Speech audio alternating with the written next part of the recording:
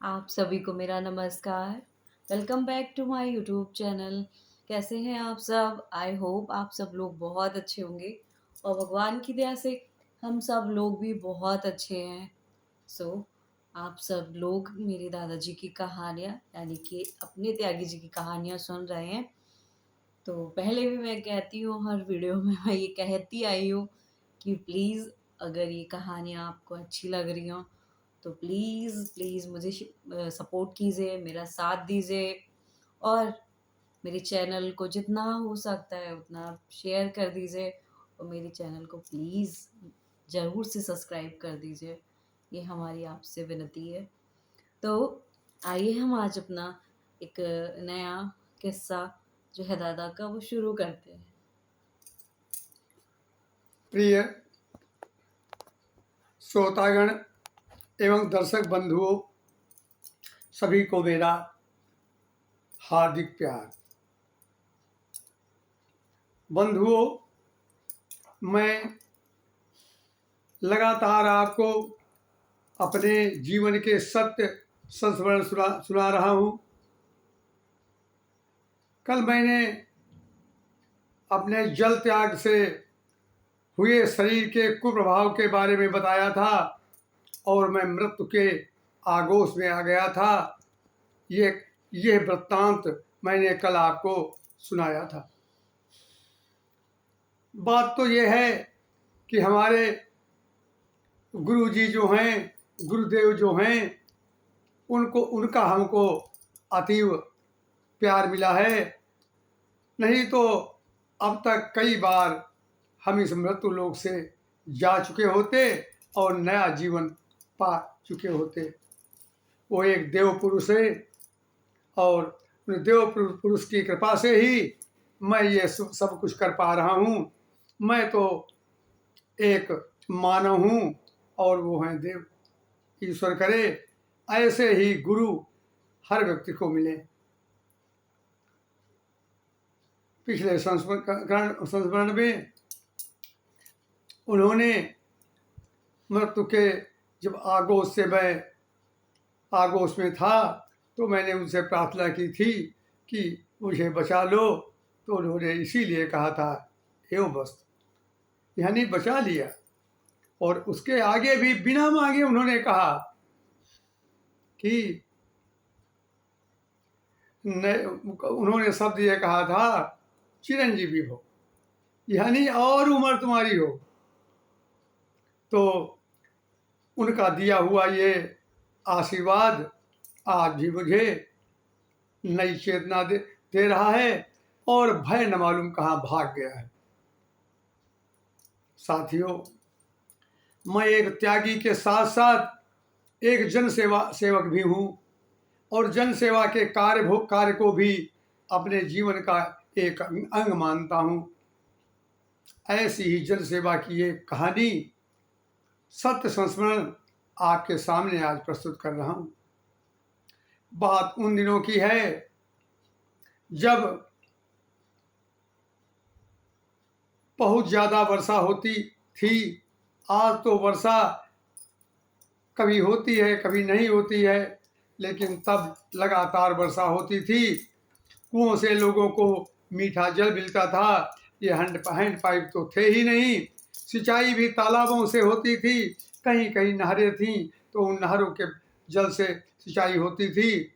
लेकिन लोग आज तो नहीं जानते लोग बेड़ी क्या होती है। बेड़ी से भी सिंचाई होती थी और पानी को उलच करके और खेतों तक पहुंचाया जाता था।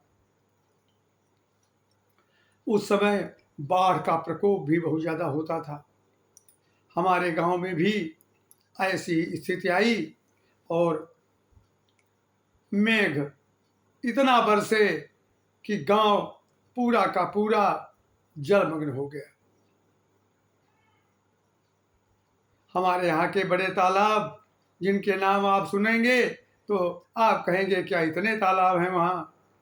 हाँ, उनके नाम हैं कुमरगढ़ा, अरखनतलिया, बाजार तलिया, करसारा और छितरैया और उसके आगे लोकनतलिया, उसके आगे नरहैया और उसके बाद दुए की तलिया। ऐसे ऐसे तालाब हैं। ये सब तालाब एक मानो एक में मिल गए थे, मानो कोई तालाब हो ही नहीं। लोगों को शौच जाने के लिए बाहर स्थान नहीं मिल पा रहा था। कई लोगों को तो शौच जल में ही करना पड़ रहा था। बहुत परेशानी थी। गांव के अंदर पानी भर गया था। जगह जगह मकान भी ध्वस्त हुए थे। इस भीषण परेशानी से गांव को गुजरते हुए देखकर मेरा हृदय बहुत विचलित हो गया। हमारे घर के थोड़ी दूर पर जंडेल बारी का घर था। वहां पर लोगों ने बंधा बांध रखा था कि आगे पानी न बढ़े। सारा तालाब का पानी पूरे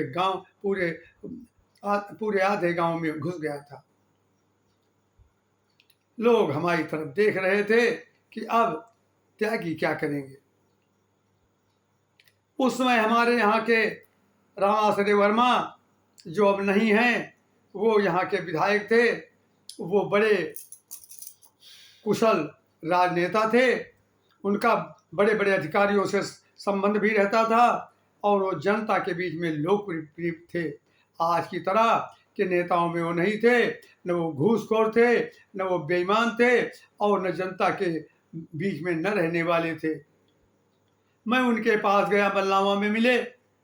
उनको हम ददुआ कहते थे। हमने कहा, ददुआ आप यहाँ बैठे हैं, पूरा गांव चारों तरफ से जलमग्न हो गया है। सब ताल एक ही रूप में हो गए हैं और सई नदी का पानी अब हमारे गांव की तरफ को बहने लगा है। चलो ठीक, अभी चलते हैं। रविवार का दिन था। वो वहां से हमारे साथ ही हमारे नगर की ओर बढ़ गए, गांव की ओर आ गए। उन्होंने देखा पूरा गांव चारों तरफ से पानी से घिरा है। वो खुद पानी में होकर आए।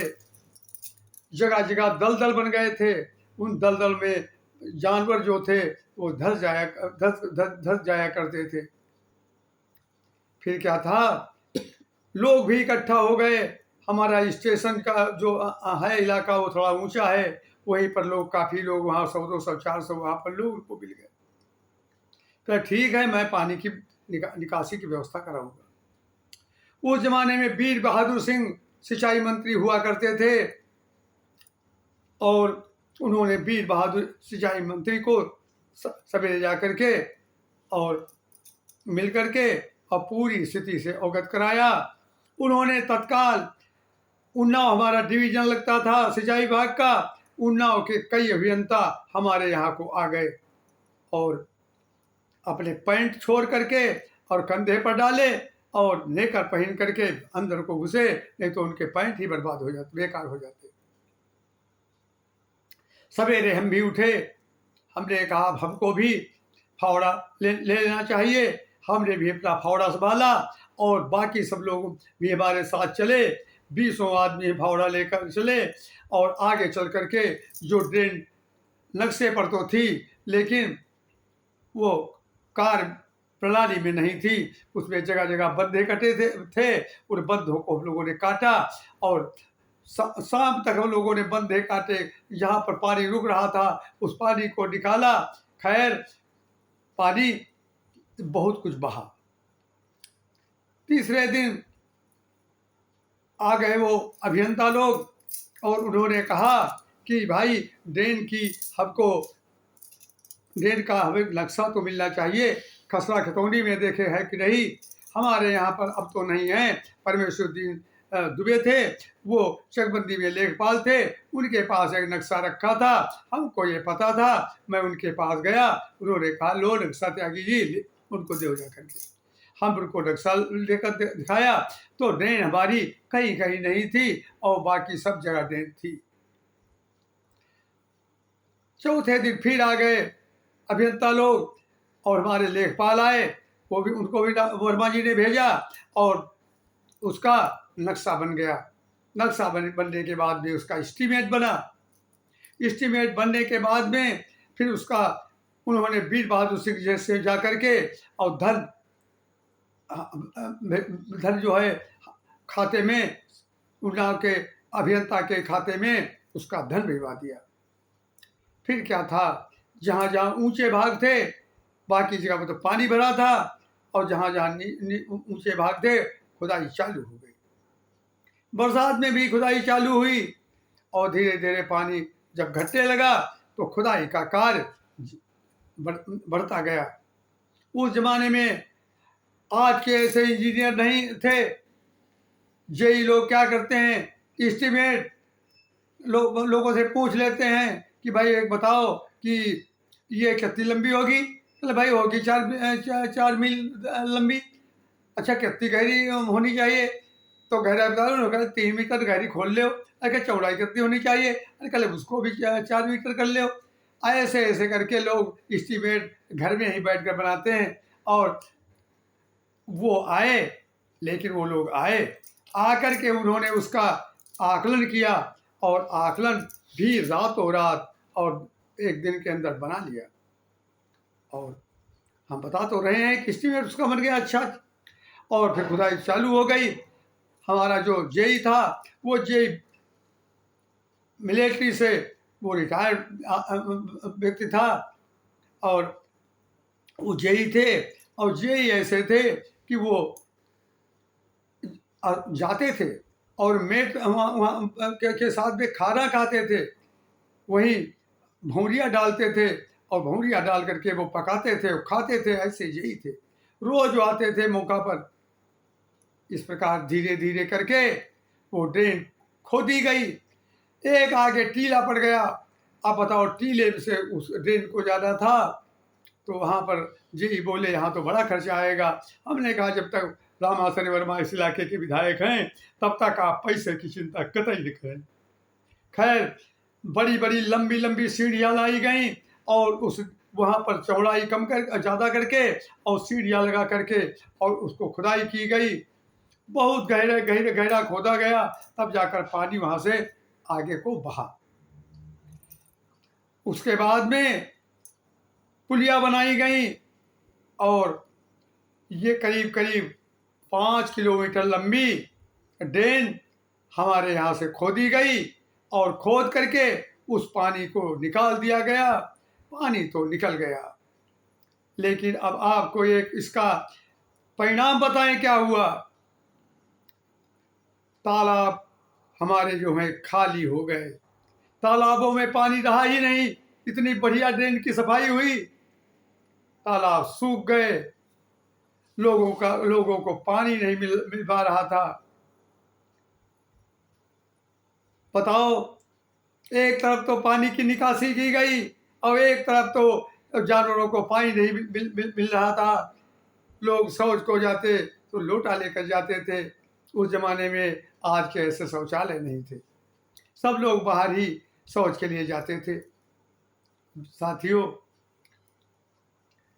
तो हमारा कहना है इतनी गहरी भी खुदाई न कराओ कि भैया तालाब सूख जाएं और बात को एक एक बूंद के लिए तरसो। तो स्थिति हमारे द्वारा अच्छी तो बनाई गई, लेकिन उसका कुपरिणाम हुआ। खैर बाद को ये ड्रेन धीरे धीरे कुछ मिट्टी के जमाव से फिर पटी, तो थोड़ा बहुत पानी फिर रुकने लगा।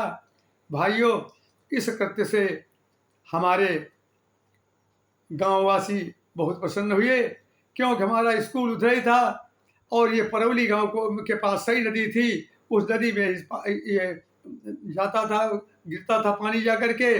मैं सवेरे जाता उस नाले जो खुदवाई थी ड्रेन, और उसी नाले फिर आता था, क्योंकि मैं देखता था कि कहाँ पर हमारे मजदूर खराब काम तो नहीं कर रहे हैं। इसका श्रेय हमको पूरा मिला, रामाशनि वर्मा जी को भी मिला, और हमारा गांव सुखी हो गया। जनता में हमारे प्रति और भी श्रद्धा पैदा हो गई।